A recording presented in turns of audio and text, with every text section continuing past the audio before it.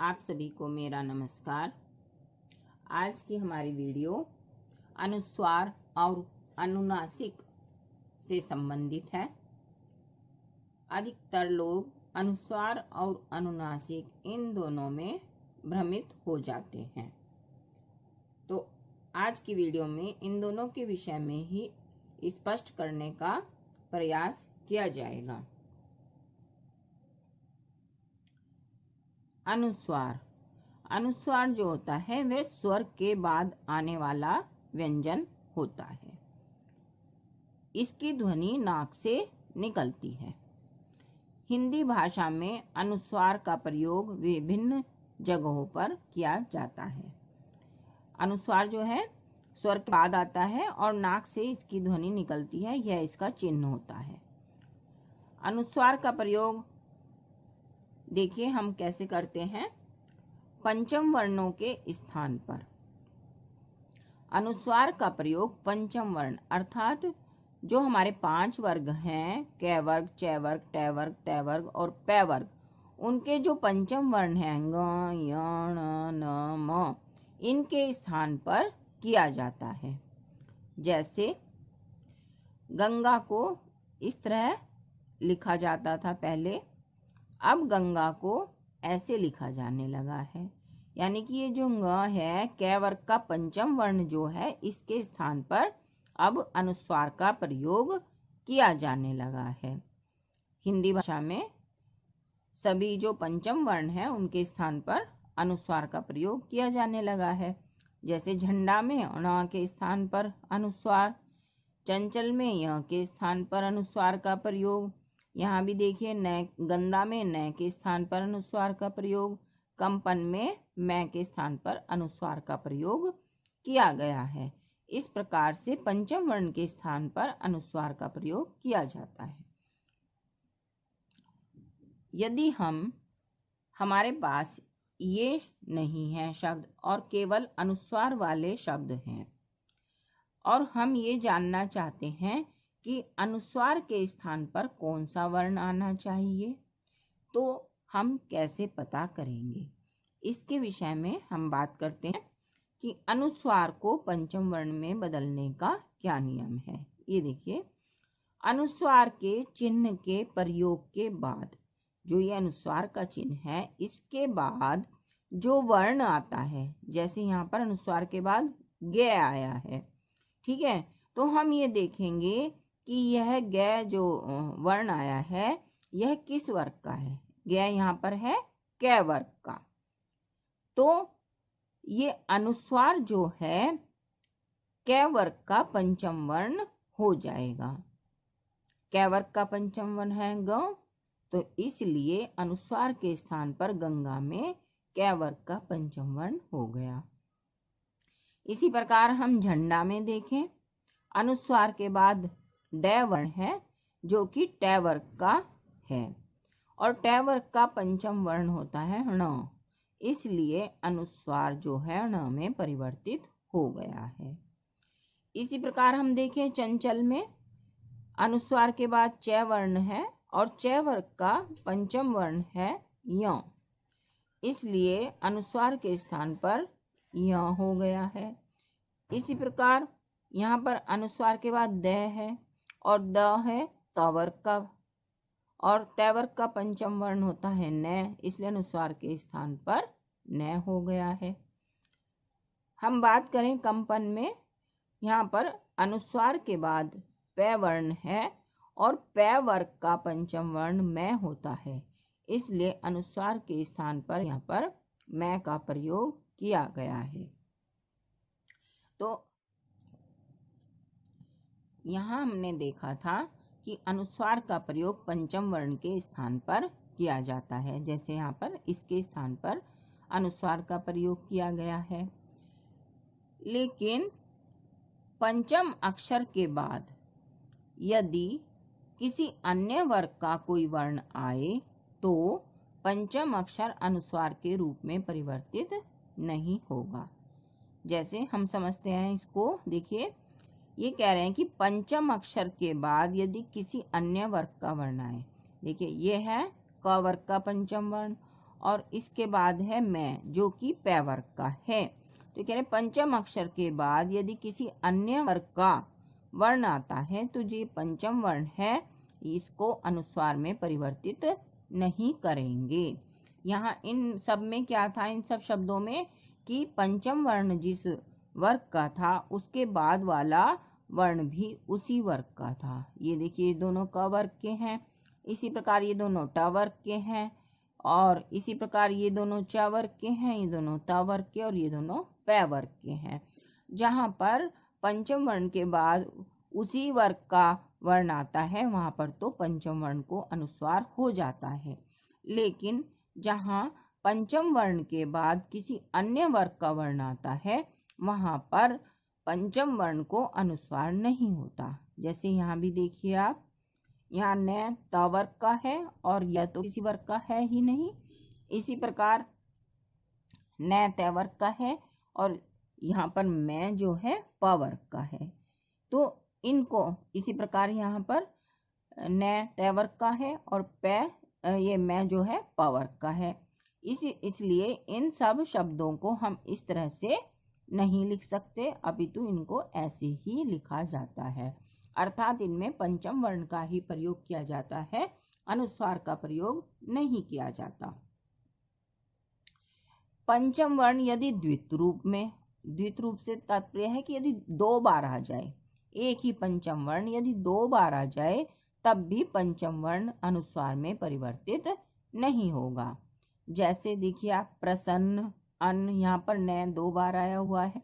सम्मेलन, यहाँ पर मैं 2 बार आया है। तो इनको हम इस तरह से अनुस्वार के साथ नहीं लिखेंगे, अपितु द्वित्व व्यंजन ही लिखेंगे।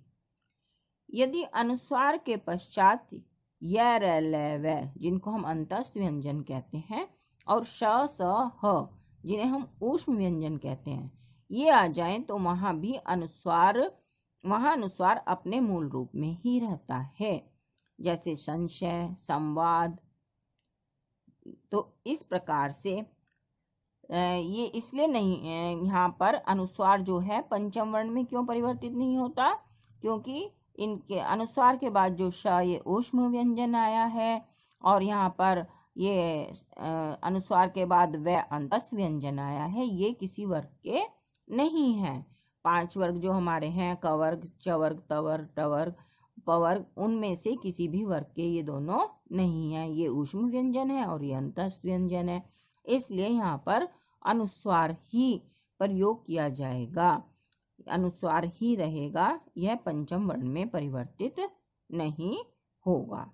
यह हमें ध्यान रखने की बात है। अब बात करते हैं हम अनुनासिक की। अनुनासिक एक प्रकार से स्वर होते हैं और इनका उच्चारण नाक और मुंह से होता है। इनका चिन्ह, जिसे हम चंद्र बिंदु कहते हैं, ये इनका चिन्ह होता है और ये चंद्र बिंदु जो है शिरोरेखा के ऊपर लगता है। शिरोरेखा यानी जो शब्द के ऊपर रेखा लगाई जाती है उसे हम कहते हैं शिरोरेखा। तो चंद्र बिंदु का प्रयोग शिरोरेखा के ऊपर किया जाता है। ये देखिए ऐसे, ठीक है। अनुनासिक के स्थान पर बिंदु का प्रयोग, हम ये अनुनासिक जो है, ये चंद्र बिंदु जो है, इसके स्थान पर कभी कभी हम बिंदु का प्रयोग अर्थात अनुस्वार का प्रयोग करते हैं। वह देखिए किस स्थिति में करते हैं, जब शिरोरेखा के ऊपर स्वर की मात्रा लगी हो। शिरोरेखा के ऊपर किसी भी स्वर की मात्रा लगी हो, जैसे यहाँ पर आई की लगी है, या ई की लगी है, या ओ की लगी है, तब सुविधा के लिए चंद्र बिंदु के स्थान पर बिंदु का प्रयोग करते हैं। यहाँ पर चंद्र बिंदु आना चाहिए था, लेकिन यहाँ पर आई की, यहाँ पर ई की, यहाँ की ओ की मात्रा लगे होने के कारण यहाँ पर स्थान नहीं रहता है, इसलिए यहाँ पर चंद्र बिंदु के स्थान पर या अनुनासिक के स्थान पर यहाँ अनुस्वार का ही प्रयोग, बिंदु का ही प्रयोग कर लिया जाता है। अनुनासिक और अनुस्वार में अब हम अंतर की बात करते हैं। अनुनासिक स्वर होते हैं और अनुस्वार मूल रूप में व्यंजन होते हैं। इनके प्रयोग के कारण कुछ शब्दों के अर्थ में अंतर आ जाता है। होते दोनों अलग अलग चीज हैं ये, इनके प्रयोग से दोनों के शब्दों के अर्थों में अंतर आ जाता है। जैसे हमने यहाँ पर हंस, इसमें क्या लगा है अनुस्वार, और ये हंस इसमें लगा है चंद्र बिंदु। देखिए अनुस्वार और अनुनासिक दोनों के प्रयोग के कारण कितना अंतर आ गया। ये तो बन गया हंस जो कि एक पक्षी होता है जल में रहने वाला, और ये बन गई हंस, हंसने की एक जो हंसना क्रिया होती है, ये वह शब्द बन गया। उच्चारण के आधार पर स्वरों को दो भागों में विभक्त किया जाता है। एक होते हैं अनुनासिक, ये जो चंद्र बिंदु है ये है अनुनासिक, इसका उच्चारण नाक और मुंह से किया जाता है। और दूसरे होते हैं निरनुनासिक, जिनका उच्चारण केवल मुख से किया जाता है, जैसे अ, आ, ई, इनका उच्चारण केवल मुख से किया जाता है। हिंदी भाषा में बिंदु को अनुस्वार कहा जाता है और चंद्र बिंदु को अनुनासिक कहा जाता है, ये हमें ध्यान रखना है। अनुस्वार और अनुनासिक के अंतर को हम और अधिक स्पष्ट करते हैं। जैसा कि हम ऊपर बता चुके हैं कि अनुनासिक स्वर होते हैं और अनुस्वार मूल रूप में व्यंजन होते हैं। अनुनासिक को परिवर्तित नहीं किया जा सकता, जबकि अनुस्वार को वर्ण में बदला जा सकता है। जैसा कि हमने बताया था कि अनुस्वार को पंचम वर्ण में बदला जा सकता है, लेकिन अनुनासिक को नहीं बदला जा सकता। उसका प्रयोग चंद्र बिंदु के रूप में ही किया जाता है। अनुनासिक का प्रयोग केवल उन शब्दों में ही किया जा सकता है जिनकी मात्राएं शिरोरेखा से ऊपर न लगी हों, जैसे कि हंस, चांद, पूंछ। जिन में शिरोरेखा से ऊपर मात्राएं लगी होती हैं जिन शब्दों में, उनमें अनुनासिक के स्थान पर अनुस्वार अर्थात बिंदु का प्रयोग होता है। जैसे गोंद, कोंपल, यहाँ पर इन पर ओ की मात्रा लगी हुई है शिरोरेखा से ऊपर, तो यहाँ पर अनुनासिक का प्रयोग न करके अनुस्वार का प्रयोग किया गया है। जबकि अनुस्वार सभी तरह की मात्राओं वाले शब्दों पर लगाए जा सकते हैं। एक बहुत ही ध्यान देने की बात है कि जहाँ पर अनुस्वार आना चाहिए हमें वहाँ पर अनुस्वार का प्रयोग अवश्य करना चाहिए। कभी कभी हम जल्दी में या अज्ञानतावश अनुस्वार का प्रयोग नहीं करते तो अर्थ का अनर्थ भी हो जाता है या शब्द के अर्थ बदल जाते हैं। जैसे चिंता, अगर हमें लिखना है चिंता और हमने अनुस्वार नहीं लगाया तो देखिए क्या बन गया, चिता। इसी प्रकार गोंद, अनुस्वार ना लगाएं तो गोद बन जाता है। गंदा, अनुस्वार ना लगाएं तो गदा बन जाता है।